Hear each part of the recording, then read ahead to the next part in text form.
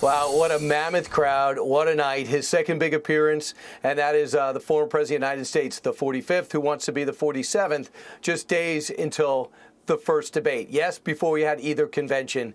Everything's different about this cycle. I'm sure you knew that already. Let's bring in two very familiar faces and respected, I might add. Active New Hampshire governor for now, Chris Sununu. He's going to call it quits in November. And former Arkansas governor, Mike Huckabee. Great to see both of you guys. I guess I want to start the way the president ended in our little montage. Guys, the debate on Thursday. I was talking to the president earlier today, former president, and he said, well, Brian, this is my rehearsal. Going out, talking to people, having small meetings, big meetings, that's how you get ready. Do you think that's going to work, Governor Sununu? Yeah, I mean, there's no doubt I think the professionalism that this campaign in 24 is bringing to the table is very different. He's prepping. He's changing his tone a little over the past couple of weeks. I think making sure that he's setting expectations. That's, as Governor Huckabee will attest, that's what you got to do when you go into a debate. But he's doing it the right way. And I think the thing with the debate, I'll say, is the fear is that a lot of people will be tuning in more like it's reality TV, right? They want to see if Trump's blustery. They want to see if Biden falls asleep. I don't think that's going to happen. So those moderators are going to have to keep it energized and substantive when it comes to the issues. Governor Huckabee, the crowd was big. The crowd was huge in the Bronx, huge in Wildwood, New Jersey. You could argue he's not going to win New Jersey, and it's going to be hard to make up a 9-point deficit in New York. But he went to Detroit. He might not win that city, but he wants to win the state. What about this strategy of going into the urban environments, unscripted, flying, off the cuff? Your thoughts about this tactic? I think it's brilliant. And the reason it's brilliant is because he's going where angels fear to tread. This is a campaign that he's going places Republicans historically just say, we're not even going to bother. Well, what he's doing is going to these places. He's showing that he's got support. Maybe he doesn't win New Jersey. Maybe he doesn't win New York. But he's winning voters across the country who watch him go into these places fearlessly, courageously. And Joe Biden won't even go to those places. Look, right now, Donald Trump is doing the most important thing he can do, and he carries this into debate and this election's over. He's the happy warrior. This is not a president of grievance. This is a president who is showing joy, showing a sense of humor. He's rallying the crowd, and I say this term again, the happy warrior. He's like Popeye with 2 cans of spinach, and it's working for him. So, Governor Sununu, you'll love this. So I asked the president, the former president today, I go, why are you going to Philadelphia? Why is that important? He did better in 2020 there than he did in 2016. And he said, I go, because you want the urban vote, you want the minority vote. He said, no, people need hope. These are the people that need hope. Now, this is just a conversation two people are having. That's his mindset going in, and I think they're picking up on that. Oh, without a doubt. Look, just listen to that positivity, right? When he does a rally, they're chanting USA, USA. These are patriots. These are people that love their country. They want hope. They want optimism about getting things turned around and bringing it back. Watch a Joe Biden rally. Is anyone chanting USA, USA? No, they're just praying he gets through it without falling asleep. I mean, literally. So there's no excitement on the other side. There's no energy. And that's what kind of galvanizing. People can agree with you, but are you inspiring them to do something different? Are you inspiring them to be a better version of themselves? And I think Governor Huckabee is also exactly right. It's not necessarily whether Trump wins in these other states. He's showing America that everyone matters, right? Clinton, go back to 16. This is what Hillary Clinton did wrong. She took all these states for granted. She took the citizens of this country for granted, right. And they said, we don't like it. And they brought Trump in. So he's kind of copying that same playbook, but right. It's an American playbook. It's the right playbook to win. Governor Sununu, we know you backed Nikki Haley. You thought Trump did a good job for 4 years, but you didn't think he could win this time. Has he done anything to change your mind now? Well, look, I'm supporting him. Look, I still think he's blustery. I still think there could have been better candidates. I really do. But when it comes to the choice of the vote, right, people say, how can you support Trump? And at the end of the day, you go in that ballot box, it's A or B. There's no debate, right? So nobody, even the Democrats that like Biden don't love Biden. A lot of the Republicans that are going to back Trump, maybe they're not all behind him, but they want a Republican administration. They want an administration that believes that the individual is stronger than the state and the state is stronger than Washington. Decentralization of power, these things that made America so great for so long. That's what they're not just voting for Trump, they're voting for a whole culture change in D.C. Governor Huckabee, I was fascinated to see another governor that Governor Sununu says one of the most unpopular when he was in power. That's Cuomo. On with Bill Maher last night. And you know what he said? The New York case wouldn't have been brought against anyone else except Donald Trump. And everybody should, and just I'll paraphrase, everyone should be offended that it was actually brought.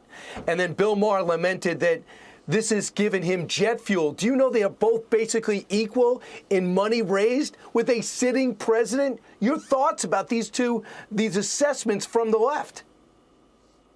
I think they're scared to death, and they need to be. Look, I've been with Trump since he obliterated me in 2016. I saw him as a person who connected with the ordinary Americans that everyone else seemed to forget about. And he has been connecting, and he's doing it this time, I think, better than ever. The contrast between Joe Biden and Donald Trump couldn't be more stark.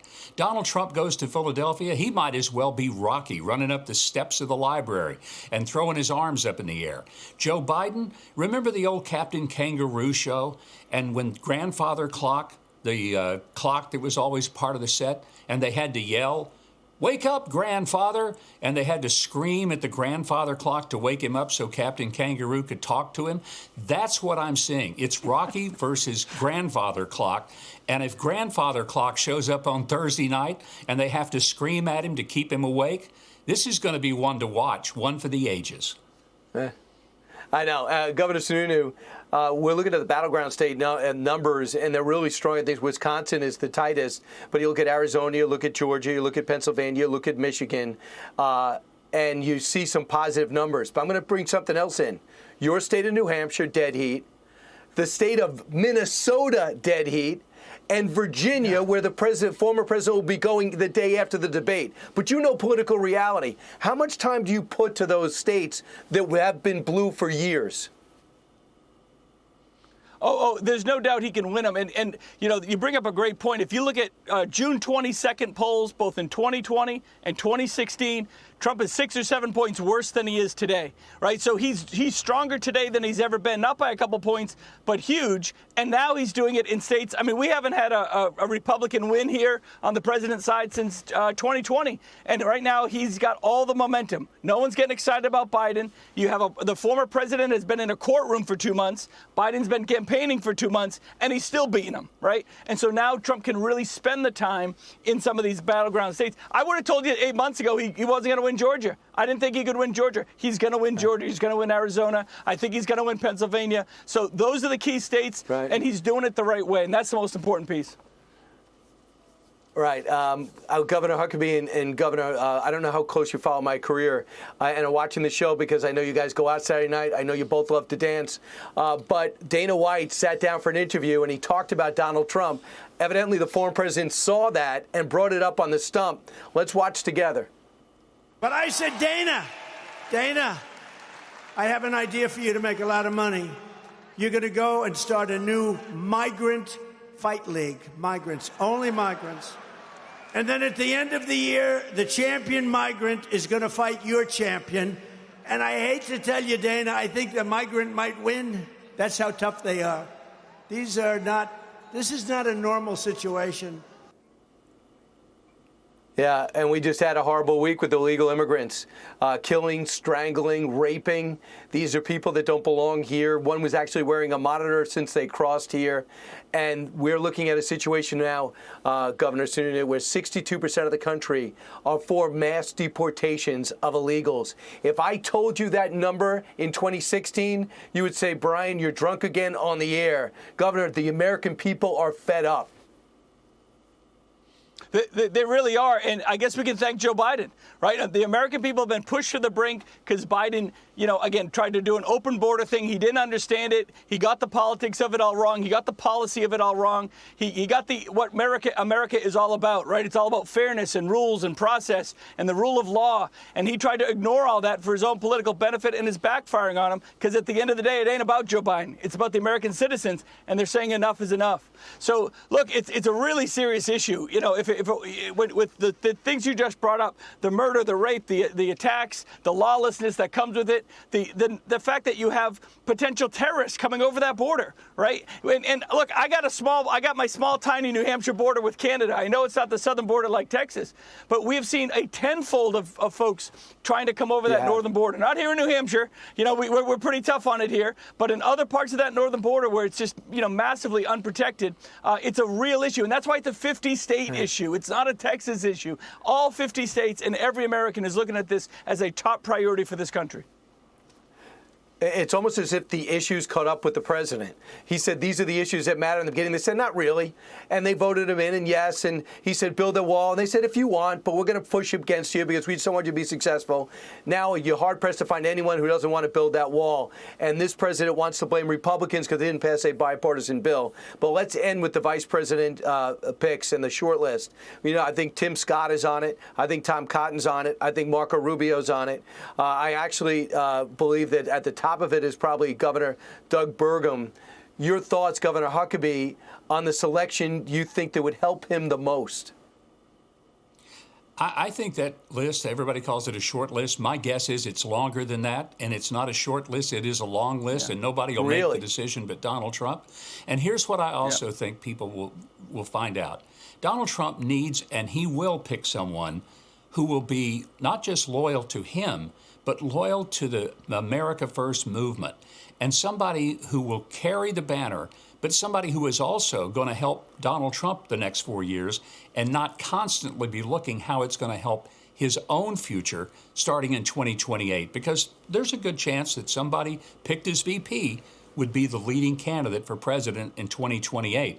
But that person can't go in there with that level of ambition thinking it's all about me. No, it needs to be about the president that gets elected, helping him get his agenda done, getting this country back on track, because it's in a mess thanks to Joe Biden, who is like Wile E. Coyote, constantly trying to destroy Donald Trump.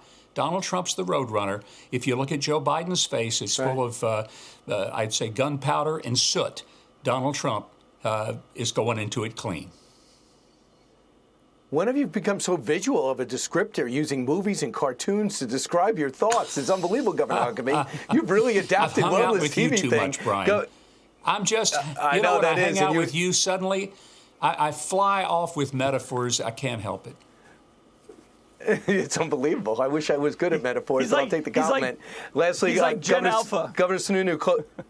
Absolutely. Governor Sununu, close me out. You believe that it's a bigger list than the one I just mentioned? Yeah, and there's no doubt. And again, I think Governor Huckabee hit it right on the head in terms of what Trump's priorities will be. I don't think that individual has been chosen yet. I think it's a big list, and that's a good thing. And here's the good news. Anyone's better than Kamala. And that's a win for America right there. Absolutely. Governor Huckabee, Governor Sununu, thanks so much, guys. And Governor Huckabee, you got to give Governor Sununu some advice about retirement as a former governor, because he's got about 6 months left. We'll see what's next for both of you. Thanks, guys. Have a great Saturday night. Hi, everyone. I'm Brian Kilmeade. I want you to do me a favor. I want you to click to subscribe to the Fox News YouTube page. This is the only way that I know for sure that you're not going to miss any great commentary, any great news bites, any great interviews coming your way on Fox. You can get it all here on YouTube. So subscribe right now.